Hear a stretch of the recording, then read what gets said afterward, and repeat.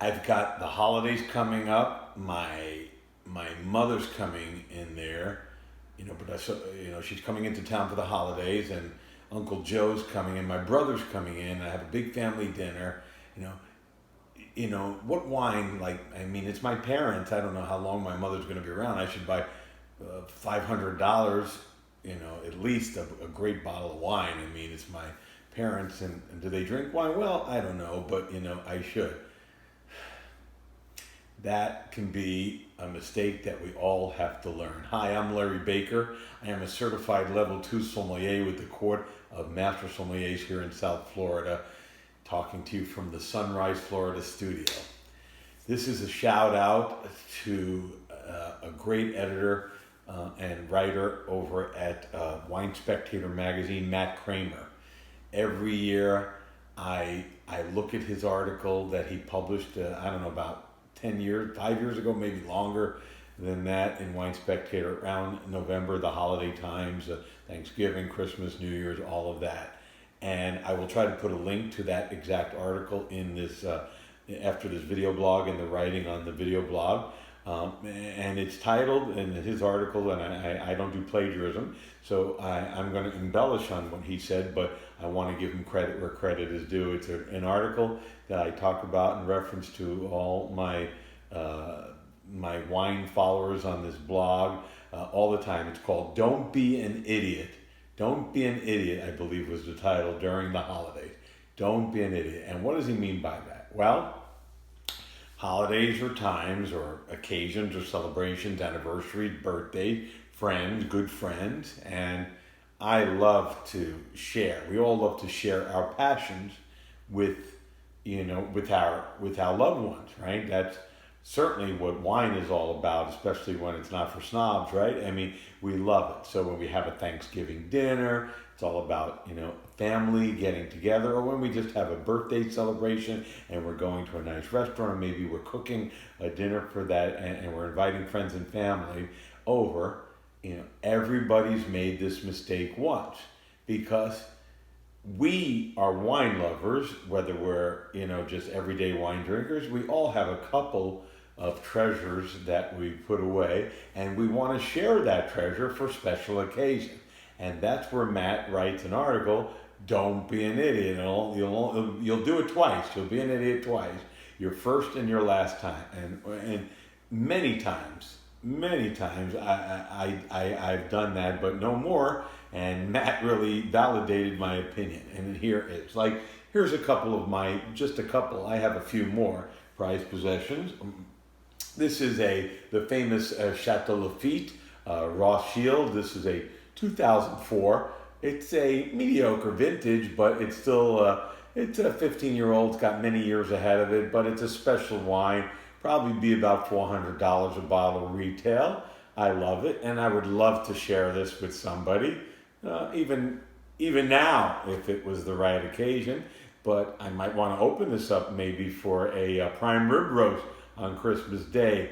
Don't be an idiot during the holidays, like Matt Kramer says. I remember going to a wine shop where the great Paolo Scavina from the Paolo Scavina winery, probably one of the favorite producers of all time, of Barolo with the Nebbiolo grape. This is a 2000. This is probably one of the most iconic years that I know of in the Barolo. 2000, 2001. Personally, I'm a fan of 2000. Robert Parker called it the greatest vintage in the Piedmont Barolo area. He called Barolo a 100 scoring point vintage, and some people, Wine Spectator, went the other way and called 2001 a 100-point vintage, and 2000 a 98-point vintage, or a 99-point vintage. Either way, both great vintage. For me, it was all about 2000, the most muscular Nebbiolo I've ever drank, and she's signing it. I mean, I would show you on the back, but she autographed the bottle that she was pouring at a wine shop. I wonder if I could still read it in my. I think it says, "Hi, Larry, the wine guy." Then a bunch of stuff in Italian. You're something of Barolo, all the best, Paolo Scavino. And I would love to open it and save the empty bottle with the autograph on there, because this is one of the finest Barolos I've ever had. The Cano Brick. 2000 Barolo from Palos Camino. Okay, here's what we meant. I remember being invited to a Passover dinner with neighbors I used to live with, and there was like 20 people. These people took me in like they were my family. So of course I wanted to dig out something, really, really, nice to bring over. They invited me, took me in as part of their family with 20 people here from New York, everybody coming in to have this wonderful Passover dinner. And I wanted to share wine. They were making a big brisket, beef, and I wanted to bring a wine. I brought some like $200 Italian wine. I know half of the family was Italian, so I thought I'd really impress them and show my gratitude for being invited as a guest. And I was drinking it. There was one, Uncle Joe or something or Uncle Vito was enjoying the wine. But as I looked down the table after we aerated the wine or opened it up I opened it up 2 hours before I went across the street to their home for dinner, because I don't use decanters anymore. We talked about that. Just let it aerate for a couple of hours. Brought the wine already opened and ready to go and pour. I looked down the table and, Rhoda, may she rest in peace, the person who invited me over the house, she was putting ice cubes in my beautiful, famous Brunello di Montalcino that I had from like 1997, and adding sweet and low and making sangria. Everybody else was making faces like they were drinking turpentine, and they actually went to the refrigerator and they took out some white Zinfandel and poured it to try to mix some sugar and rosé, of course, blush wine with sugar in it, and mix it with my 2000. And only me and Uncle Joe, and I was like crying. I had tears. So you see, not everybody that in your family is as passionate about wine as you.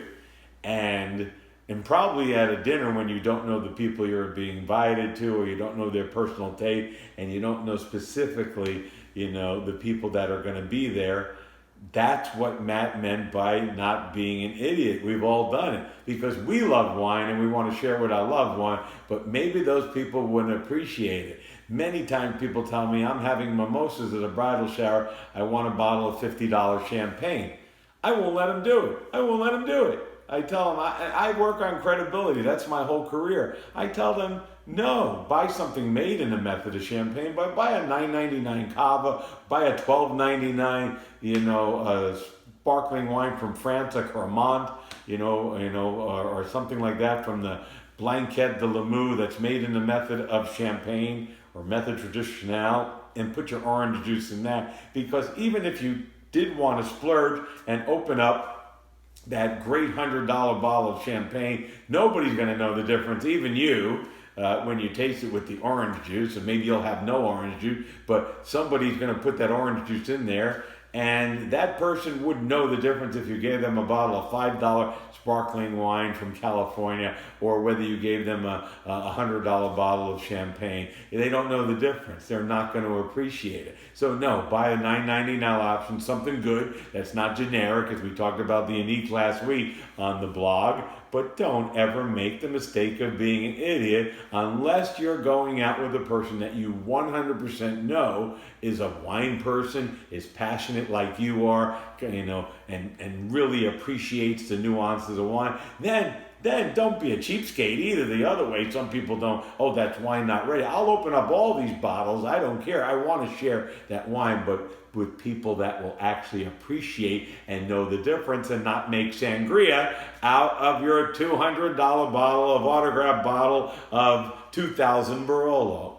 Capiche?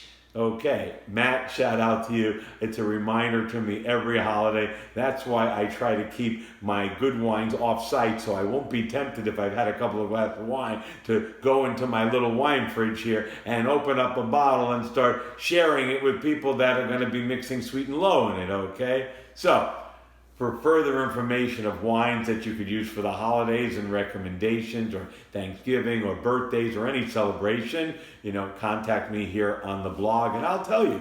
And based on the information you give me and what you're trying to achieve, I will recommend something that is right, that is unique in the price range for the person that you're giving it to, depending on that person. I hear all the time, my boss's birthday, I don't know if they even like wine. Let's spend $200. No, don't be an idiot during holidays or celebrations, and just follow my blog and I will be able to contact you with the right, credible information on what to do. So, until I see you next time as we get into this November season, and it'll be here before you know it. My 60th birthday will be here in December, and Christmas, New Year's, Hanukkah, Kwanzaa, it'll all be here. Remember that wine is not for snobs. It's for everyday people like you and me, but maybe that $200 bottle of wine is not for everybody in your friends and family. Don't be an idiot during the holidays.